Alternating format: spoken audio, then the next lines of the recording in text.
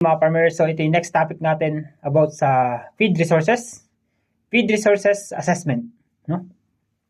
Estimating the available forage. Ano ba yung mga available forage sa inyo? Let's say meron kang area na 1,000 square meter. Yun yung lupain mo. Medyo mayaman ka eh. Ang next is, ano ba yung edible forage yield? Estimate natin 1 kg per square meter quadrant, no? So pag sinabi mong edible forage, yan yung mga forage na nasa right age, no? Kasi pag masyadong bata yung damo, mataas lang ang water content.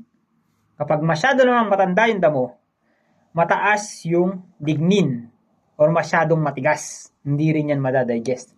So dapat nandun ka sa average age ng damo na maganda yung nutritional value and highly digestible pa siya.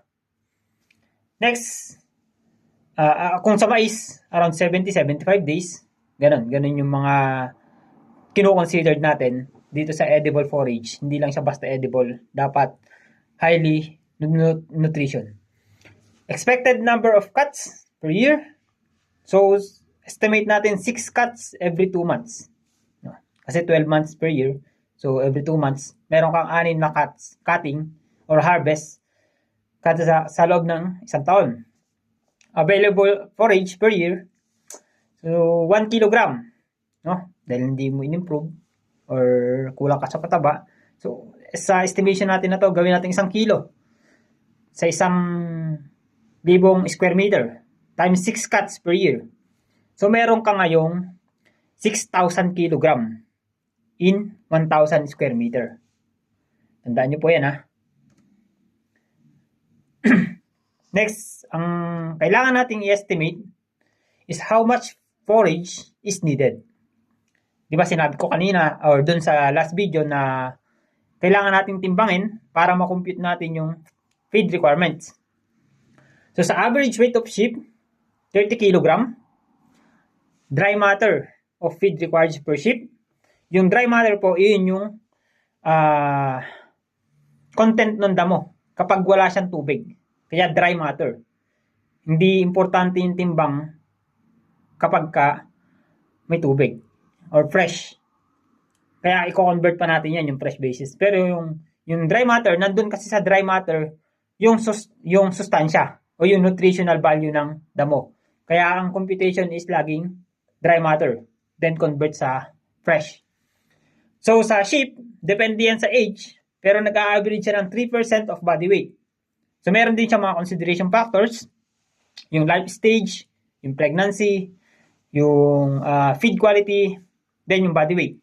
So ilagay na natin na 3% of body weight yung kailangan niyang dry matter ng feed requirements per sheep, kada isang ulo. 30 kg times yung 3%, 0.03. Magkamali kayo, gawin yung 0.3. 0.03. So, ibig sabihin yung isang sheep na may 30 kilo na live weight, kailangan niya ng 0.9 kg dry matter. Opo, dry matter. Ngayon, convert natin sa dry matter content of edible forage, 20%.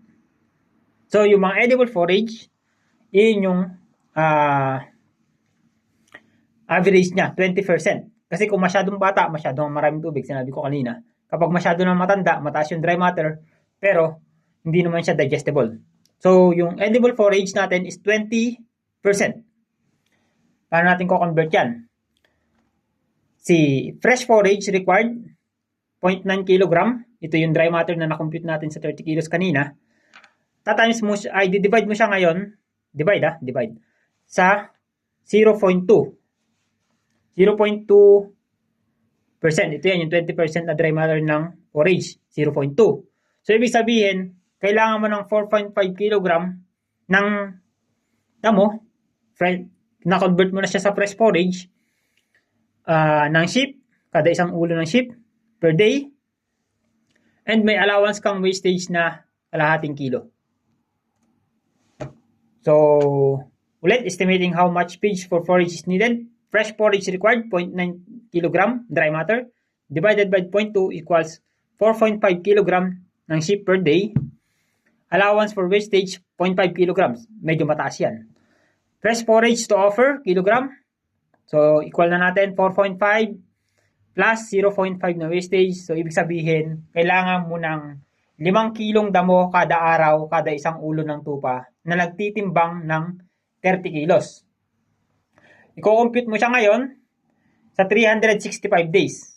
So, 365 days times 5 kilo, kailangan mo ng 1,825 kilogram per year.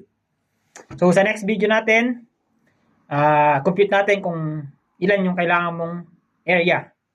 So, like, follow, and share para po mas marami pang farmers ang ating matulungan. So, for consultations, message nyo lang po yung page. Yun lang. God bless.